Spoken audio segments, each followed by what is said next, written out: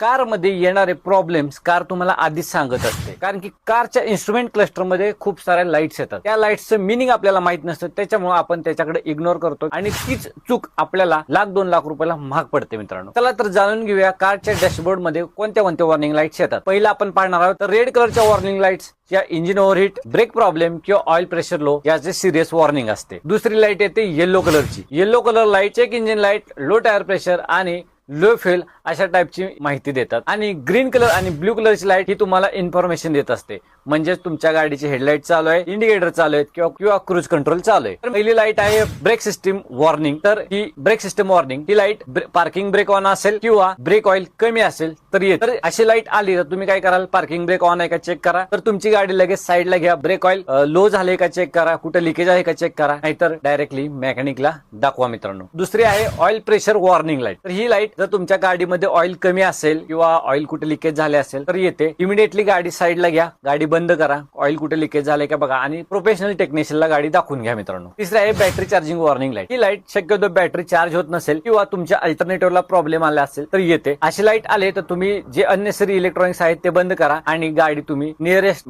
Service centre otherwise प्रोफेशनलला दाखवून घ्या. चौथी लाईट आहे इंजिन टेम्परेचर वॉर्निंग लाईट. ही लाईट इंजिन ओव्हरहीट झालं की येते. अशी लाईट आली मित्रांनो तर काय कराल, तुम्ही गाडी साईडला घ्याल, गाडीचं बोनेट ओपन कराल, इंजिन थोडं कूल डाऊन होऊ द्या आणि नंतर इंजिन कूल झाल्यानंतर गाडीचा रेडिएटर मध्ये कुलंट आहे का चेक करा मित्रांनो. पाचवी आहे चेक इंजिन लाईट. ही लाईट इंजिन मध्ये फॉल्ट किंवा इमिशन कंट्रोल किंवा त्या रिलेटेड सिस्टीम मध्ये काही प्रॉब्लेम असेल तर येते. लाईट आले तर गाडी स्कॅन करून घ्या आणि एरर कोड क्लिअर करून घ्या. सहावी लाईट आहे एबीएस वॉर्निंग लाईट. तर तुमच्या एबीएस सिस्टीम मध्ये काही प्रॉब्लेम आला असेल तर ही लाईट येते. गाडी सेफली साईडला घ्या आणि प्रोफेशनलला गाडी दाखवून घ्या, म्हणजे तुमच्या गाडीचा हा प्रॉब्लेम काय असेल तो क्लिअर होईल मित्रांनो. सातवी आहे एअर बॅग वॉर्निंग. ही लाईट एअर बॅग सिस्टीम मध्ये काही प्रॉब्लेम असेल तर येते आणि अशी आली तर लगेच गाडी तुम्ही चेक करून घ्या, कारण की तुमच्या एअरबॅग कधीही ओपन होऊ शकतात, त्याच्यामुळे ही लाईट कधी इग्नोर करू नका मित्रांनो. आठवी लाईट आहे टीपीएमएस म्हणजे टायर प्रेशर मॉनिटरिंग सिस्टीमची लाईट. यामध्ये एकतर गाडीच्या कोणत्याही टायर मधली हवा कमी असू शकते किंवा तुमच्या गाडीचा टायर पंक्चर झाला असेल तरी ही लाईट येऊ शकते मित्रांनो. नववी लाईट आहे ट्रॅक्शन कंट्रोल किंवा ईएससी वॉर्निंग. ही लाईट ट्रॅक्शन कंट्रोल किंवा ईएससी सिस्टीम मध्ये फॉल्ट किंवा ट्रॅक्शन कंट्रोल ऍक्टिव्हली काम करत असेल तर येते.